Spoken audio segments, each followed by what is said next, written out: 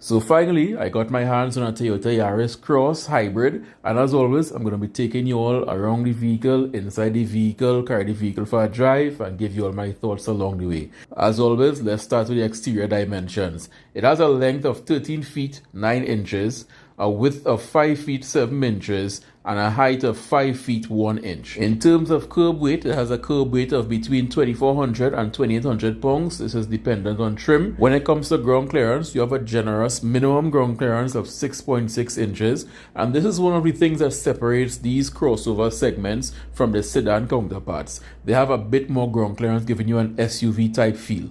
In terms of wheel size, you have two 15s, 50, 18 inches with 4-wheel disc brakes and 4-wheel ABS, which are two more things that separates the Yaris Cross from the standard Yaris, because standard Yaris came with 14 and 15 inches, maybe 16-inch rims. This one has 18 inches, and on top of that, it has 4-wheel disc brakes. No more drum brakes to the back. Drum brakes are officially dead.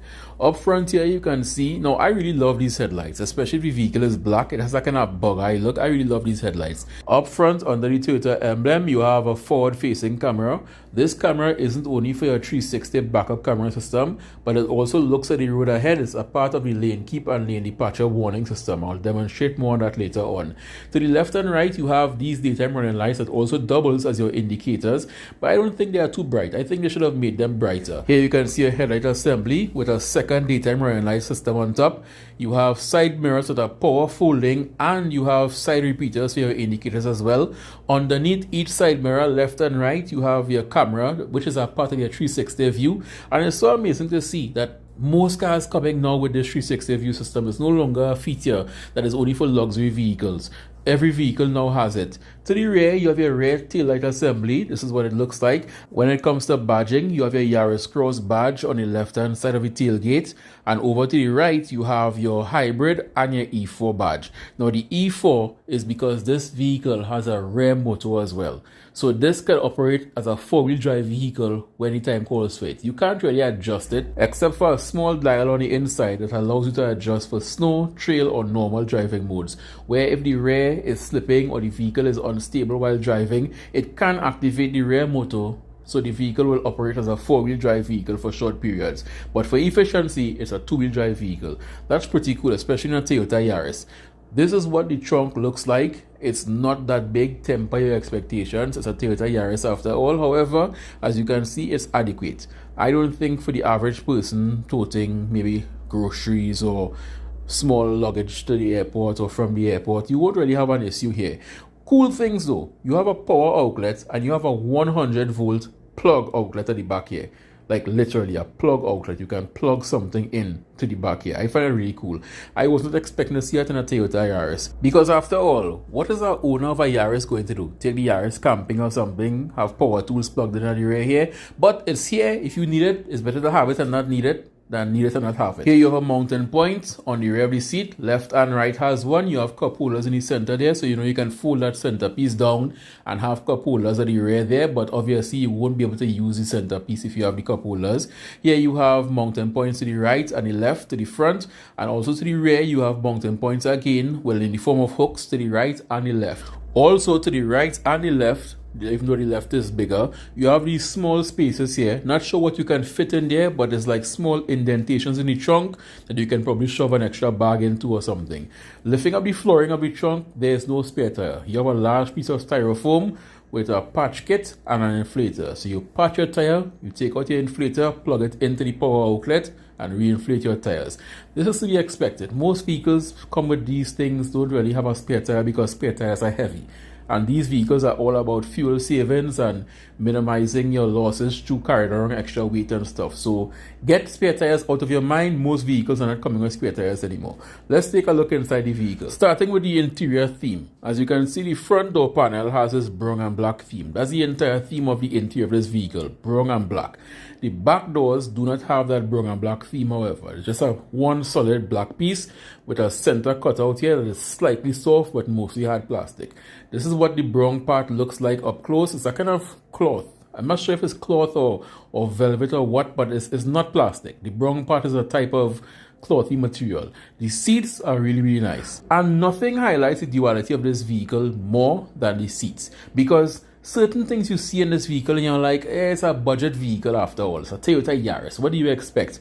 But then you get seats like these that are really, really nice and you wonder to yourself, did they take seats from a Corolla or something and put in here? Because you don't expect to have seats this nice in a Yaris. And added to that, the driver's seat is fully powered, but the passenger seat is manual. So you can tell they really tried to keep this vehicle within a certain price point by adding in certain luxuries but taking out certain other luxuries. Both passenger and driver side sunshades have illuminated vanity mirrors that illuminate when you open them and turns off when you close them. They are not LEDs, however, and you know me, I love to see LEDs. I love to see LEDs from the factory. This looks nicer than these yellow bulbs on them, but there's nothing that you can't add in after the fact. I just prefer to see them come from the factory with LEDs built into it. But let's look around at more of the interior in the vehicle. Here you have a glove box. It's not too big, it's not too small. As you can see, it's just the size for this vehicle. It's unilluminated though. I have never had an issue where I needed light in there, but if you are into that, just know it's not illuminated. Here is what the center console and infotainment system looks like. You have a touchscreen with physical buttons as well. The climate control are physical buttons with a digital screen in the center. In the center here, you have your different drive mode buttons. To the top left, you have your drive mode select. Then you have your traction control on off. You have your EV mode. In the center here, you have a little dial. You can turn the dial to the left, go into snow mode. This is where the rear wheels actually become active and drive the vehicle along with the front wheels, four-wheel drive.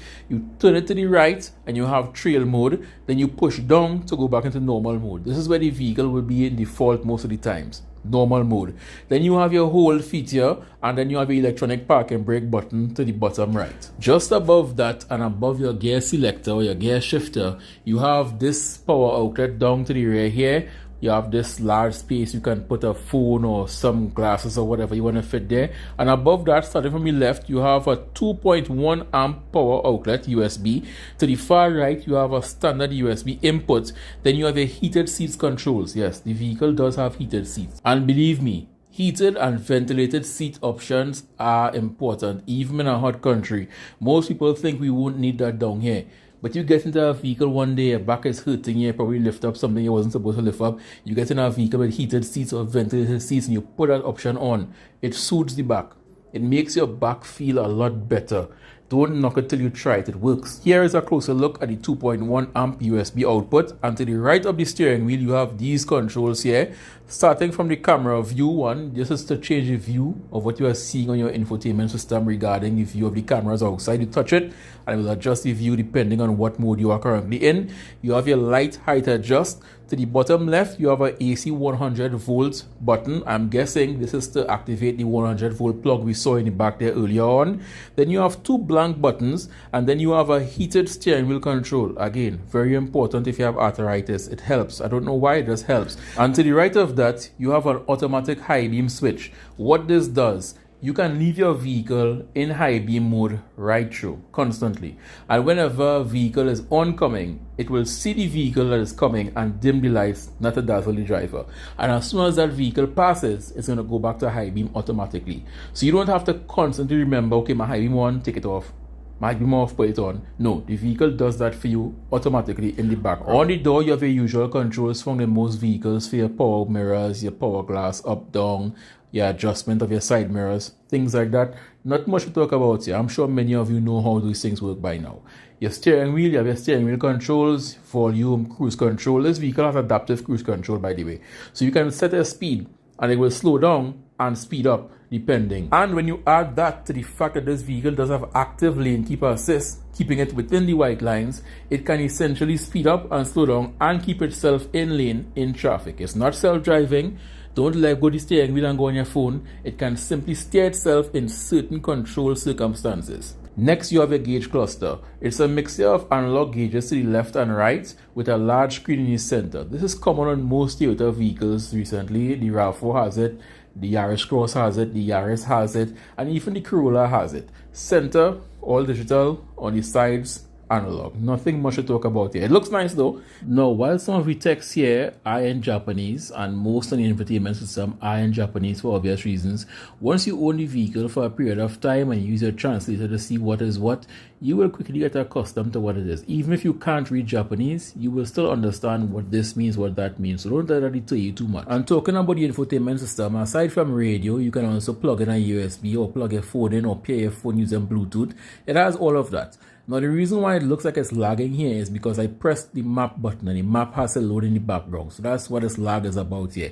It doesn't really lag. It is touchscreen and also has physical shortcuts. You can go straight to media or go straight to radio. It works. But again, it's a Toyota Yaris, so you won't expect anything too fancy. It's just functional. Now, let's talk about rear space.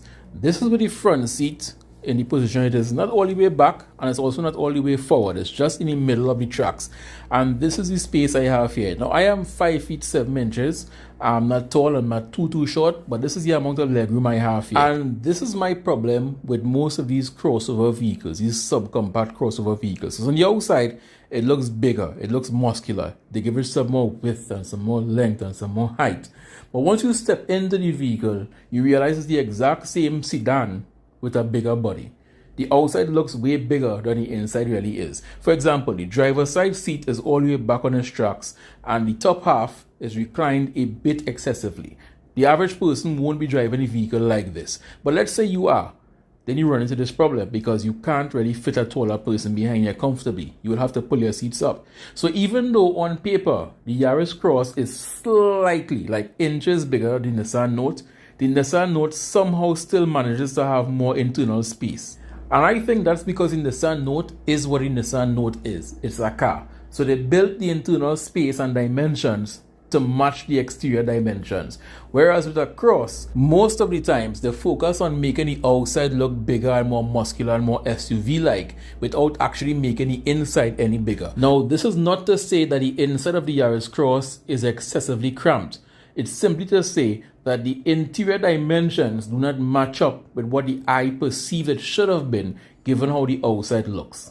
We are finally at that time of the video. Let's start it up, take it out in the road and see how it drives.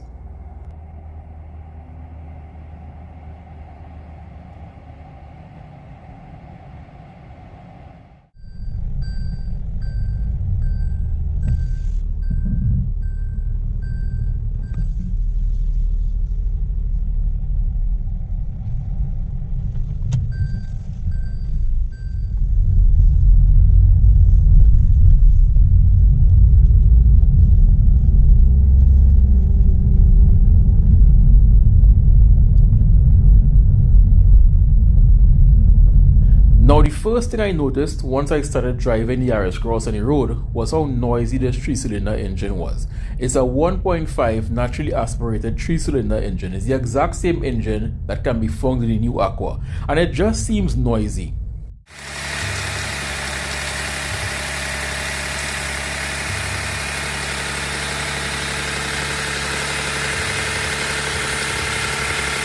As you all just heard, it has a very raspy and unrefined sound to it. Now, that could just be a characteristic of all 3-cylinder engines, or it could be a characteristic of the engine that the Yaris Cross uses. It's the exact same M15A engine that the new Toyota Aqua also uses. This has a max output of 116 horsepower and 140 Newton meters of torque. Now, these numbers aren't really large, but the hybrid component's ability to give instant torque from 0 kilometers an hour all the way up to about, let's say, 30-40, it makes the vehicle seem faster than it actually is. Plus, it's a light vehicle. It's a Toyota Yaris. It's between 2,400 and 2,800 pounds. It's not that heavy of a vehicle in the first place.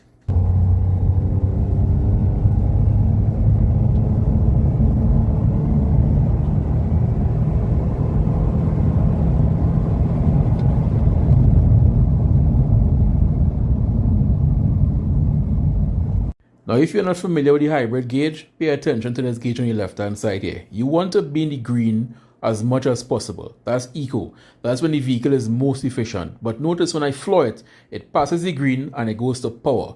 That is sending all available power to the wheels, even the rear wheels off the line. So the vehicle for a short period operates and acts like a four-wheel drive vehicle.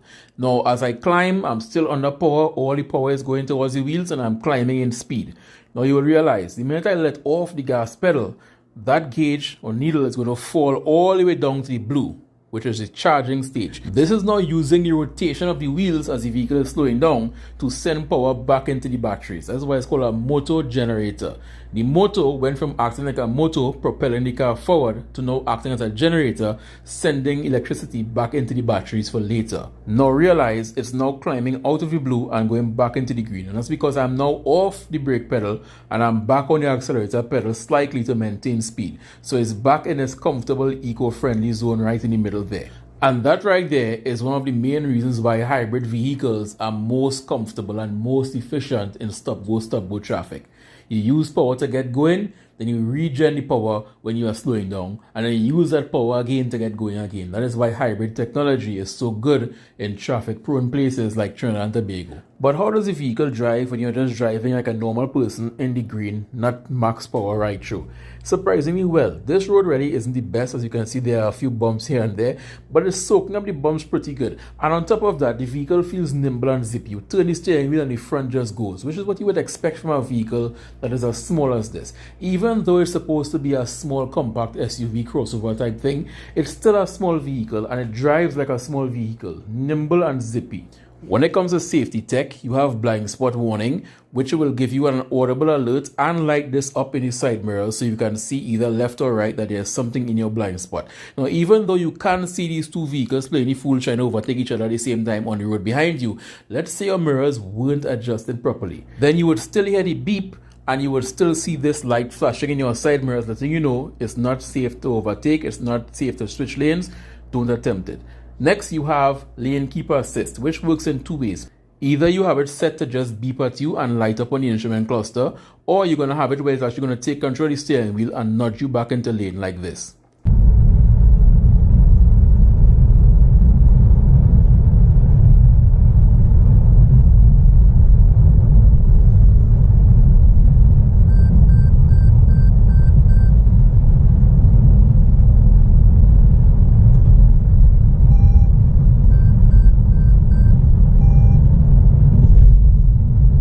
And this is what I was talking about earlier. Given the fact that it is able to keep itself in lane adequately, and you also have adaptive cruise control, which means if you set a speed of, let's say 80, it will speed up to 80 and stay at that speed.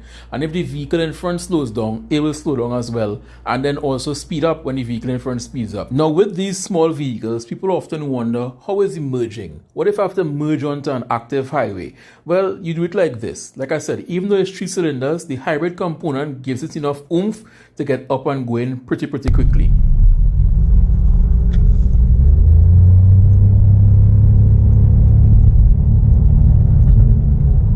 So yes, when it comes to merging, you have enough power to merge into oncoming traffic without causing a mess.